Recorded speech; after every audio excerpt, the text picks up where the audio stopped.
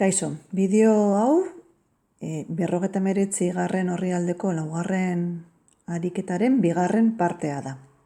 Beraz, jarraitzen dugu E apartadoagaz. Gagoz, ekuazio bikarratuak egiten. Aztertzen badugu en agertzen den ekuazio bikarratua da. Azaldu dugu lehen, segaitik erabiliko dugu ekuazio bikarratuen prozedura eta ez faktorizazioarena.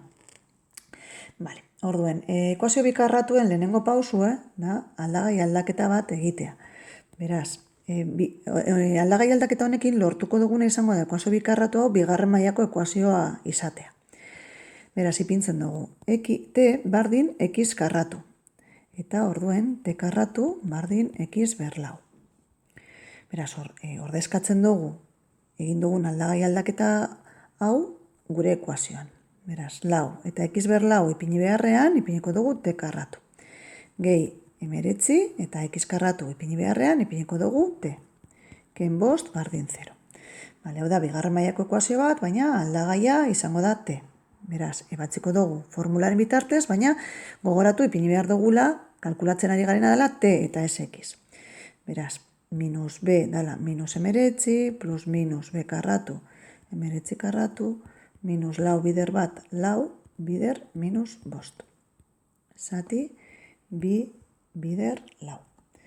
Hau da, minus 19 plus minus erro, kalkulatzen badugu errokizun guztia, da laureun da larogeta bat, zati sortzi, eta hau da, minus 19 plus minus erro laureun da berrogeta bat, da bi hogeta bat, zati sortzi.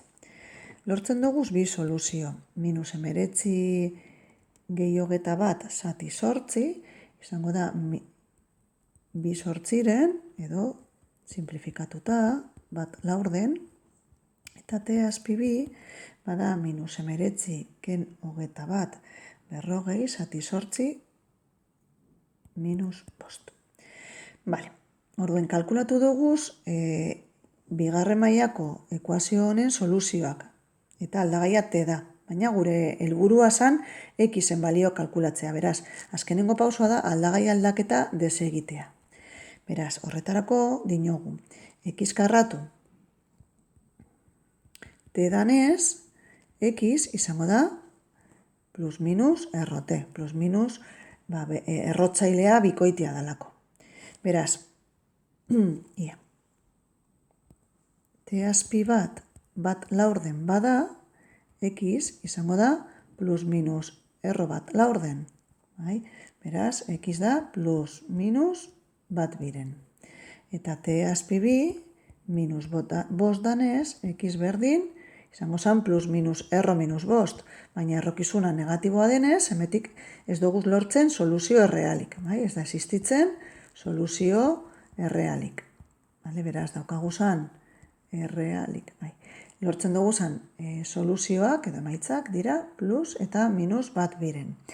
Ekuazio hau alegintzen bagara Ruffiniren bitartez faktorizatzen, ez dugu lortzen soluzio hau.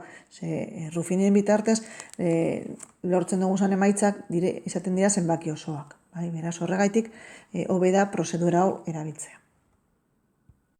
Eta azkenengo ekuazioan, aplikatzen dugu metodo berdina, iten dugu aldagai aldaketa, beraz t bardin x karratu, eta t karratu bardin x berlau. Ordezkatzen dugu gure ekuazioan, eta orduen x berlauren ordez ipintzen dugu t karratu, gehi bederatzi t, gehi 18 berdin 0. Lortu dugu bigarren mailako ekuazioa. Ebatzi egiten dugu formularen bitartez, minus b minus bederatzi, plus minus erro.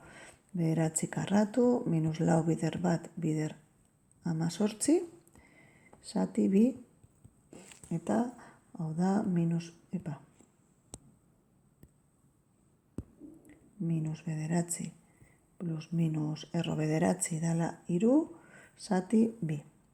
Bi soluzio lortzen duguz, minus iru eta minus 6. Gogoratu, lortzen duguzan emaitzak direla terenak. T azpi bat minus iru, t azpi bi berdin minus 6. Baina orain desegin behar dugu aldaketa. Guk kalkulatu behar duguna da x. Beraz, t bada x karratu, x izango da teren erroa. Beraz, plus minus erro t. Beraz, t azpi bat minus iru bada, x izango da plus minus erro minus iru, beraz, hemetik ez deko soluziorik, ez deko soluzio errealik, bai? Eta plus minus erro minus 6, gauza bera, errokizuna negatiboa denez, ez deko soluzio errealik. Beraz, ez dauka soluziorik. Ez dauka soluziorik.